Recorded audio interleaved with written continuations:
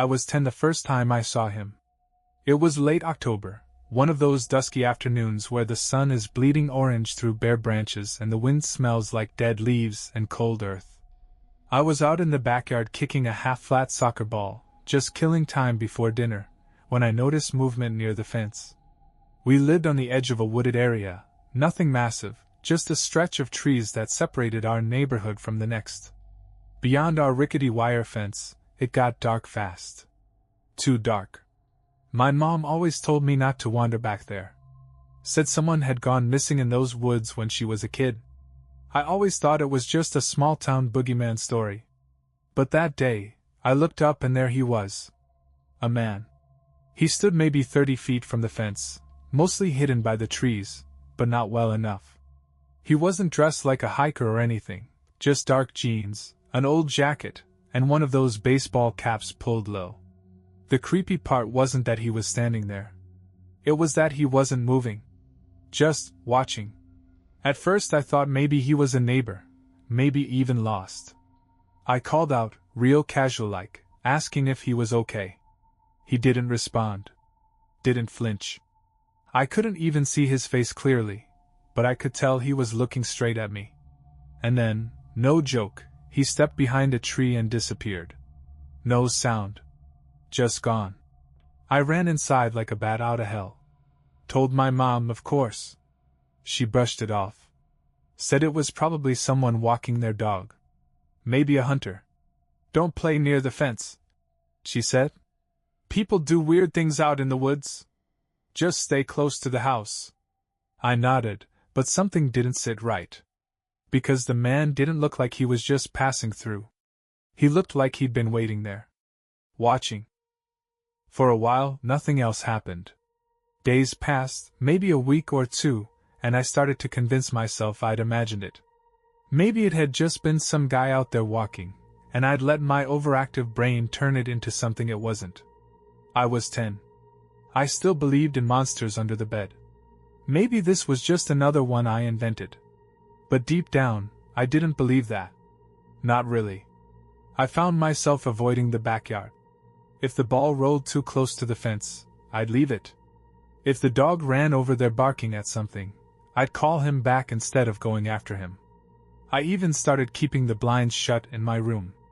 My window faced the woods, and every night I imagined that man just standing out there again, motionless in the dark, waiting for me to peek out so he could see that I saw him. Then, one night, it was just after Halloween, I was in the kitchen getting a glass of water. My parents had gone to bed. I remember it was quiet, just the hum of the refrigerator and the ticking of the clock above the stove. I looked out the window above the sink, just instinctively, I guess. And there he was again. Same spot. Same posture. But this time, he was closer. He was standing right by the fence. He wasn't hiding this time. He was out in the open, in the pale yellow wash of the porch light. No movement. No expression. Just there. I remember dropping the glass. It didn't shatter, just hit the sink and rolled, but the noise was loud enough that I flinched. I ducked down behind the counter, heart hammering in my chest so hard I thought it might echo through the room. I stayed there for what felt like forever. When I finally stood up again, slow, shaking, he was gone. I stared out at the fence, hoping it was just a trick of the light. Maybe some branches, or a shadow. But no. I knew what I saw. He'd been there. Closer than before. The next morning, I checked the yard while it was still bright out. I didn't tell my parents. I don't know why. Part of me didn't want to admit I'd seen him again. Maybe because I knew how it would sound. But I couldn't stop myself from looking. And that's when I noticed the footprints. In the patch of dirt just inside the fence, on our side, there were 2 heavy boot prints. Deep, like someone had been standing there a while. No others. Just those 2. Like he'd stepped over the fence. Like he'd been standing in our yard. I didn't sleep that night. After finding those boot prints, something in me shifted. It wasn't just fear, it was awareness. Like I'd gone from being a kid who saw something creepy, to someone who was now part of a situation. Something real. Something dangerous. I didn't tell my parents. I should've. God, I should've. But at 10, your instinct isn't always to run to the adults. Mine was to try and understand what I was dealing with first. I think I was also afraid they'd say it was nothing again. That they wouldn't believe me. So I did what any dumb kid would do. I started watching back. Every evening, once the sun dipped below the treetops and the wind got that icy bite, I'd post up in my bedroom, lights off, blinds slightly parted. I had a direct view of the fence and the woods beyond it. I'd sit there for hours, wrapped in a blanket, barely blinking, just waiting. It took 4 nights. On the 4th, sometime past 11 p.m., I saw movement near the trees. Not walking. Not running. Shifting. Like someone trying not to be seen. The porch light barely reached that far, but there was enough moonlight to make out the figure. Same man. Same hat. Same jacket. Except this time, he was looking at my window. I froze. Didn't breathe. I don't even think my heart moved. He just stood there, halfway between the woods and the fence, head tilted slightly up. Not toward the house. Toward me. I eased the blinds shut, trying not to make a sound. I was too scared to scream. Too scared to move. I lay in bed, under the covers, like a little kid hiding from the boogeyman. But this wasn't some shadow creature or dream. This was a man. A real man. And he knew where my window was. That was the first time I felt true, undiluted terror. The kind that crawls up your spine and sits on your chest like a weight you can't move. I didn't sleep. I barely blinked.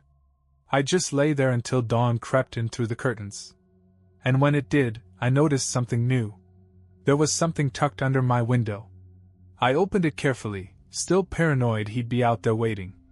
But all I saw was a small, yellowed piece of paper weighted down by a pebble. My hands shook as I reached for it. There were only 4 words written in pencil, in jagged, uneven handwriting that looked like it had been carved more than scribbled. You look at me. That's all it said. Not a threat. Not a name. Just a cold statement of fact. He knew I'd been watching him. And now, he wanted me to know he was watching back. After I found the note, I did something I hadn't done since the first time I saw him. I told someone. It was Saturday morning. I waited until my dad was alone in the garage, working on the car, and I just came out with it. I told him everything. The man in the woods, the way he kept getting closer, the boot prints in the dirt. I even showed him the note. My hands were still trembling when I passed it over. He stared at it for a long time, lips pressed into a hard line. Then he let out this low sigh, the kind that says more than words. Danny, he said, is this some kind of prank? You and one of your little friends messing around? I wanted to scream. No! He was real! I saw him. He was looking right at my window last night. And you're sure it wasn't just a dream? I nearly lost it. Do you think I wrote that note to scare myself? He looked at it again. Flipped it over. Then he rubbed his jaw and gave me this sort of tired smile. All right, he said. You're not in trouble. But I think maybe you've been watching too many scary movies before bed. I couldn't believe it. The way adults write you off when they can't explain something. How they cling to logic like it's a raft in a storm.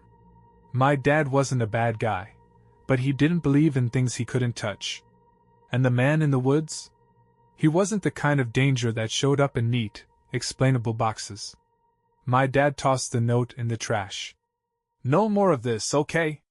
And just like that, it was gone. Dismissed. Buried under orange peels and yesterday's coffee grounds. That night I locked my window. Pulled the blinds tight. Tucked a flashlight under my pillow like it was a weapon. I kept glancing at the trash can outside the garage, where the note now sat folded and ignored. I stayed up again. Of course I did. But this time, he didn't come to the fence. He came to the house. It was around 2 a.m. when I heard the sound. Not footsteps. Not knocking. It was softer, but unmistakable. Scraping. Like nails dragging across the siding. Slow. Deliberate. I lay there in the dark, every hair on my body standing straight up. The scraping started low, near the base of my wall, and moved upward, then sideways. Like someone was tracing the shape of my room from the outside.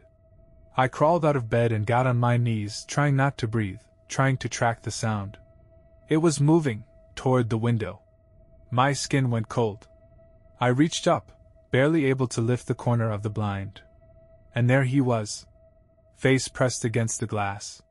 No hat this time. No jacket. Just a man in a dirty gray hoodie, staring straight into my room. His face was pale and tight, skin like wax. His eyes... God. They weren't angry or wild. They were empty. Not blank, just void. Like whatever made someone human wasn't in there anymore. He didn't blink. Didn't move. Just kept his face against the glass like he wanted to be inside. Like he was trying to melt through it with his eyes. I don't remember screaming. But I must have, because my mom burst in seconds later, flipping on the light. By the time she pulled open the blinds, he was gone. Just like that. No sound. No footsteps. No nothing. The police came. They walked around the property. Shined their flashlights through the trees. Told us it was probably a drifter. A trespasser. Maybe someone high. "We'll patrol the neighborhood tonight, just in case," one of them said. They didn't find anything. And my dad never brought it up again. But that night, I found something new. A smear on the glass where his face had been. Greasy, almost. Like oil and sweat and something else I didn't want to identify. And right in the middle of it, traced into the fog of his breath, was a crude, childlike smiley face. 2 dots. 1 curved line. Like he wanted me to know. He was having fun. After that night, everything changed. My parents didn't say it out loud, but I could tell they were shaken. My mom triple-locked the doors, added a wooden bar behind the sliding glass. My dad installed a motion light facing the woods and even bought this cheap little camera to set up in the window. I remember watching him fiddle with it that Sunday afternoon, muttering under his breath about damn weirdos, and how the world's going to hell.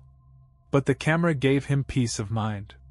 Made him feel like he'd taken control of something. I knew better. You can't control something you don't understand.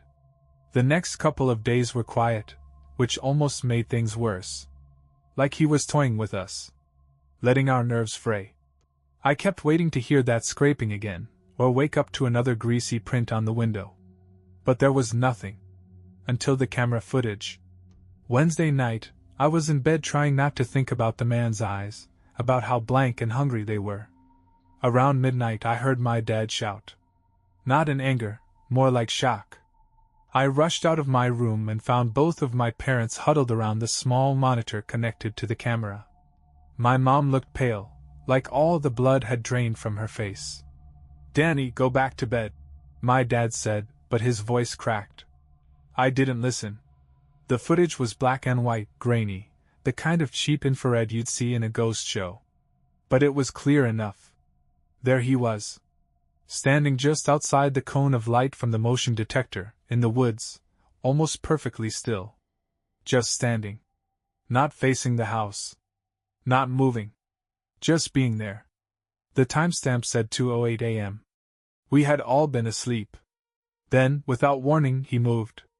Not toward the house, but closer to the camera. Just 2 steps. Slow. Mechanical. His face was still obscured, but you could see something in his hand. A piece of paper. He held it up to the camera like he knew we were watching. My mom gasped. The paper had writing scrawled in thick black marker. The kind that bleeds through. It said, "Getting to know you." That was it. Then he turned and walked backward into the woods. Not sideways. Backward. Still facing the camera. Like he didn't want to break eye contact. Like the camera was a window he was watching us through. That's when my dad finally snapped. He called the cops again, this time demanding they send someone now. They came, took the footage, asked all the same questions. promised a patrol car would be nearby at all times. Told us to keep the house locked tight, and call if anything happened again. And still, nothing came of it. But the worst part. The next day, I saw him again. At school. Not near the fence. Not in the woods. At my school. I was walking between classes, heading to the cafeteria, when I felt that sensation, you know the one. Like you're being watched, like a thread is tied between you and something that wants to pull. I looked up at the tree line behind the chain-link fence that surrounds the back of our school. He was standing there. Black hoodie. Same dead posture. Face shadowed beneath the hood. And this time, he waved. Not big. Just a slow, two-fingered flick of the hand. Almost casual. My lunch tray hit the ground. I don't even remember dropping it. I ran to the nearest teacher, blabbering about a man outside the fence, but by the time they checked, he was gone. Again. No one else had seen him. Or so they said. That night, another note appeared under my window. This one was shorter. Just one word, scrawled in that same jagged style. Closer. After the school sighting, everything I did felt like it had eyes on it. Not just when I was home. Not just when I was near the woods. Everywhere. In the lunchroom, I sat with my back to the wall. In class, I flinched every time someone opened the door. When I walked home from the bus stop, I kept glancing over my shoulder so often I probably looked paranoid. Because I was. I stopped sleeping. I'd lay awake until my eyelids physically gave out. And even when I did drift off, I'd wake up gasping from dreams where I was standing in the woods, unable to scream, while the man's pale, eyeless face leaned slowly toward mine, inch by inch. The scariest part? I was starting to wonder if I was the only one who could see him. Then, the scratching started again. But this time, it wasn't outside. It began one night around 3 a.m. I was half asleep when I heard it. A dry, high-pitched scrape, slow and uneven, like fingernails dragging through drywall. It was coming from inside my room.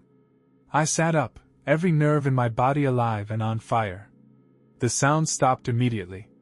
I clicked on my flashlight and swept the room. Nothing. No bugs. No rats. No holes. But when I shined the beam across the wall behind my dresser, I saw it. 3 long scratches, low to the floor, carved into the plaster. Deep enough to peel flakes. They hadn't been there the day before. I was sure of it. The next morning, I moved the dresser and took a closer look.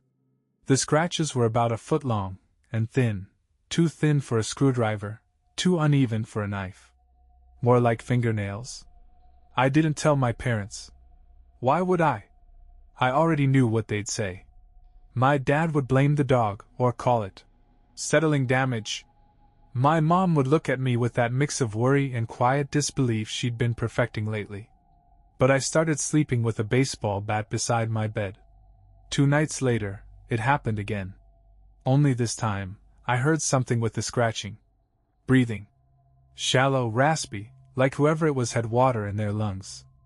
I sat frozen, bat in hand, heart punching through my ribs.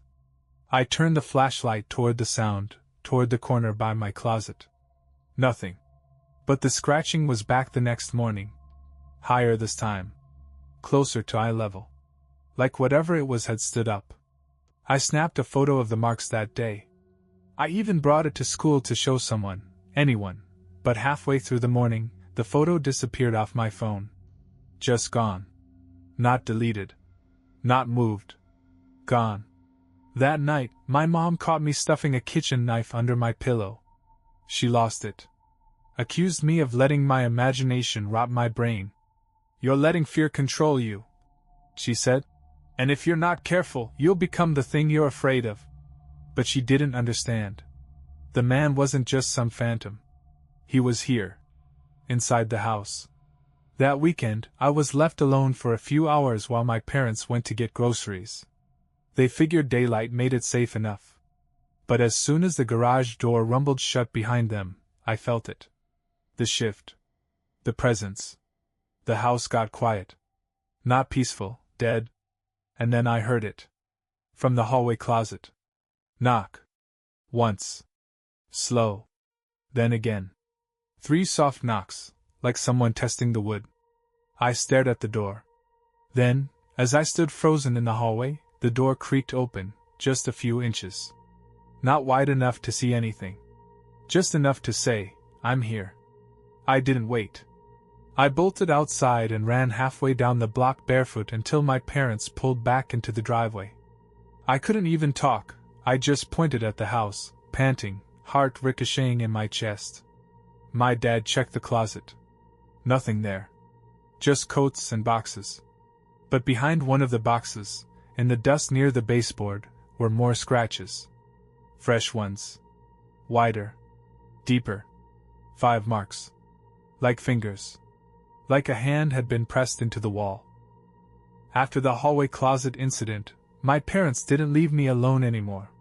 Not even for a second. I think the panic on my face when they pulled into the driveway finally broke through whatever wall of denial they built. My dad didn't say anything, just walked the perimeter of the house 3 times that night with a flashlight and his old hunting rifle in hand. My mom kept checking the locks. Every 5 minutes. But it didn't matter.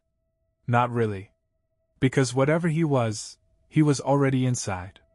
That night, I begged to sleep in their room. Something I hadn't done in years. My dad rolled his eyes, but my mom gave him that look. The one that said, "Don't fight this." So I slept on the floor with a blanket and a pillow and every light in the room turned on. And for a little while, I thought maybe it would help. Just being near them. But around 4:30 a.m., I woke up to a noise that's hard to describe. It wasn't loud. It wasn't even sharp. It was soft. Almost soothing. Like a whisper. I sat up slowly. My parents were both asleep. My dad snored like a buzzsaw, my mom curled into a tight ball on the edge of the mattress. The sound came again. "Daniel!" Not my dad's voice. Not a voice I recognized. It came from the vent in the floor. The heating grate, right next to where I was lying. I stared at it, breath caught in my throat. "Danny, it's cold down here." The voice was slow, gentle, and impossibly close. Not like it was echoing up from the ductwork. Like it was just beneath the metal. Like the speaker's mouth was pressed against the grate. I couldn't move. I just kept staring at the vent as the voice continued, so soft I could barely hear it over my heartbeat. "You shouldn't be in here. You don't belong in their room." Their room. Not your parents' room. There. Like I had crossed the line. Then I saw something move behind the slats of the vent. Just a flicker. A shadow. But enough. That broke me. I screamed like I was being gutted, scrambled back so hard I hit the edge of the nightstand and knocked over a lamp. The crash woke my parents, who shot up in confusion. My mom rushed to me, my dad grabbing the gun from under the bed. I pointed at the vent, stammering, shaking. My dad ripped the cover off and shined a flashlight down there. Empty. But I knew what I heard. I knew what I saw. That morning my mom called a priest. We weren't religious, but she must have thought we needed something. Anything.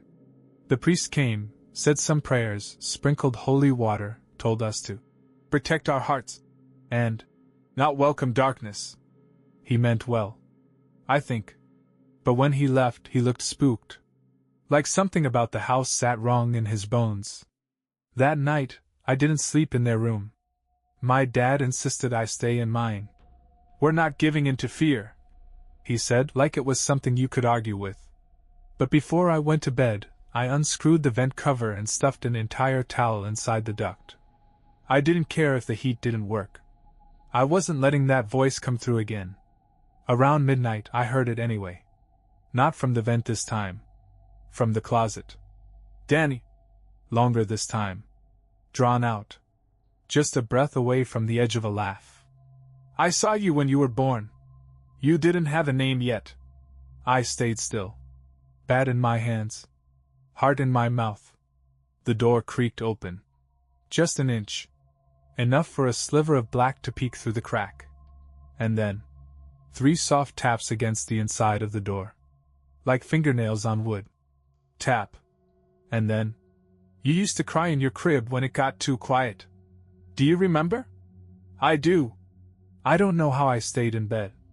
I don't know how I didn't lose my mind right then and there. Because that voice didn't sound like it was trying to scare me. It sounded like it was remembering me. After the voice in the closet, something inside me snapped. It wasn't panic. It wasn't fear. It was this low, bitter realization that no one was going to save me. Not the cops. Not my parents. Not the prayers or the cameras or the locked doors. He was already inside. And he knew things about me no stranger should. I started asking questions I didn't know how to ask out loud. How long had he been watching? Had he been in the house before? Had he ever been closer than the window? That morning, I told my parents I wasn't going to school. I claimed I felt sick. My mom didn't argue. She was already stretched thin from worry and sleepless nights. My dad muttered something about coddling, but he left for work without a fight. As soon as the door shut behind him, I grabbed a flashlight and went down into the basement. I never liked it down there. It always smelled like old concrete and cold dirt. But I needed to see something. I needed to check the crawl space. We had this narrow, dirt-floored section under the house, just past the laundry room. It was the kind of place spiders loved, and where my dad stored boxes of junk we hadn't touched in years. I pried open the wooden panel that covered the entrance and ducked inside. It was dark. Claustrophobic. The ceiling barely cleared my head, and the dirt floor was uneven, riddled with cobwebs and little bones. I don't know what kind of animal died down there. I didn't want to know. I swept the flashlight left and right. And then I saw them. Footprints. In the dirt. Not old, dust-covered shoe prints either. Fresh ones. They led from the wall opening to the back of the crawlspace, where no one in their right mind would go, because it narrowed into a tight corner, barely wide enough for a person to crawl through. But something had. The prints disappeared into that dark wedge of space. And beside them, scratched into the wall with something sharp, were 5 words. I like the small spaces. I felt my throat close. I scrambled backwards so fast I cracked my shoulder on a beam and nearly dropped the flashlight.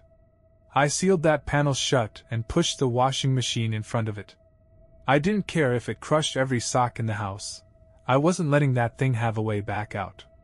That night, I slept in the living room, upright on the couch, with the TV on and every lamp glowing like it could hold the dark at bay. But I still heard him. Not from the vent. Not from the closet. From under the floor. He was beneath me. And he was whispering. The same 3 words over and over. Almost. I covered my ears. I turned the TV up until it was screaming sitcom laughter into the room. But I could still hear him. Because the whisper wasn't in my ears. It was in my head. That's when I started to wonder. Maybe this wasn't just a man. Maybe, somewhere along the way, in the cold and the dirt and the watching, he'd become something else. Something that didn't need doors. Or locks. Or logic. Something that knew me before I knew myself. I didn't sleep the night after I found the footprints in the crawlspace. Didn't even close my eyes. I sat in the living room with the lights on, every lamp blazing like some desperate sun, but the brightness did nothing to stop what I felt, that cold, humming presence pressing in through the walls. Like the house wasn't mine anymore. Like it had been claimed. And just before dawn, something changed. I felt it. A shift. Like the moment before a storm breaks. Pressure in the air, deep in my chest, buzzing in my teeth. Then the lights went out. All of them. No flicker. No warning. Just gone. The room dropped into thick, suffocating black. And that's when I knew. He was coming up. From the crawlspace. I didn't move. Couldn't. Every part of my body locked tight, like my bones understood before my brain did. And then I heard it. The slow creak of the basement door. I turned toward the sound, my eyes still adjusting to the dark, and saw the silhouette. He stood in the doorway. Backlit by nothing. Just a tall, still shape that swallowed light. No hat. No hoodie this time. Just him. Finally, fully him. He stepped into the room, and my whole body recoiled. He wasn't walking right. He moved like something pretending to walk. Like someone wearing a human body, trying to remember how it used to work. His arms were too long. His head tilted at a wrong, slack angle. His hands? I'll never forget his hands. The fingers drifted. Not twitched. Drifted. Like they were moving through water. And then he spoke. Not from his mouth. From everywhere. You looked at me. The words didn't hit my ears. They landed inside my skull. He stepped closer, and I couldn't run. Couldn't scream. Couldn't even cry. I thought I'd be paralyzed with fear. But it wasn't fear anymore. It was recognition. And he saw it in my face. He smiled. Not with his lips, with his teeth. Yellow and wet and too many. He leaned down, his face inches from mine. And this time, I saw him clearly. He looked like me. Not exactly. Not perfectly. But enough. Like a sketch of my face done from memory. A pale, stretched imitation. And in his dead, bottomless eyes I saw something that still keeps me awake every night. He wasn't trying to become me. He already was me. Just a version that had waited in the woods too long. That had never come inside. That had stayed in the dark, rotting, watching. And he whispered, "It's your turn." Then he reached toward me, hand open. Not to hurt me. To pull me. To take me back into whatever place he'd crawled out of. And I almost let him. I don't know why. There was this unbearable familiarity in his touch, like touching a forgotten scar. But just as his fingers brushed mine, there was a flash. Headlights. My parents. Coming home early. The driveway lit up the window, and in that burst of light, he recoiled. Not from pain. From being seen. He melted back toward the hall, his form unraveling as he moved. Like smoke being sucked into a vent. By the time my parents opened the front door, the lights flicked back on. The house looked normal again. Too normal. Like it had been staged. Like it was waiting. After that night, my parents never left me alone again. For a while, it was like they were trying to pretend nothing had happened. Like they didn't see the raw panic on my face when they came through that door, or the towel I'd shoved back into the vent, or the flashlight I clutched like a lifeline. But I think they knew. They just didn't want to understand. We moved 2 weeks later. Packed up everything and left that town behind. My dad said it was for his job. A sudden opportunity. My mom didn't argue. No one mentioned the man. No one talked about the woods. But I knew why we were leaving. I never stepped foot in the basement again. I didn't ask what they did with the crawlspace. And for years I told myself it was over. I tried to be normal. Made friends. Went to school. Got older. But I never really slept the same. I always kept one light on. Just one. Like a signal flare. A reminder to whatever was out there, I haven't forgotten you. And sometimes, on bad nights when the house is too quiet, and the walls feel like they're leaning in, I'll hear something. Not words. Just breathing. Long and slow, from inside the vents. Or 3 soft taps on the wall, spaced just right. Tap. And I'll lie still, heart beating in my throat, and wonder if this is the night he pulls me back. Because that's the thing no one tells you. When something watches you long enough, something real, it leaves a part of itself behind. Like a scent you can't wash out. A whisper in the wiring. And maybe that's all he wanted. Not to kill me. Not to replace me. Just to make me carry him. To pass him on. Because sometimes, late at night, I catch my reflection moving just a half second too slow. Sometimes I hear myself whisper things I don't remember saying. Sometimes I see a face in the mirror. And it's almost mine. Almost.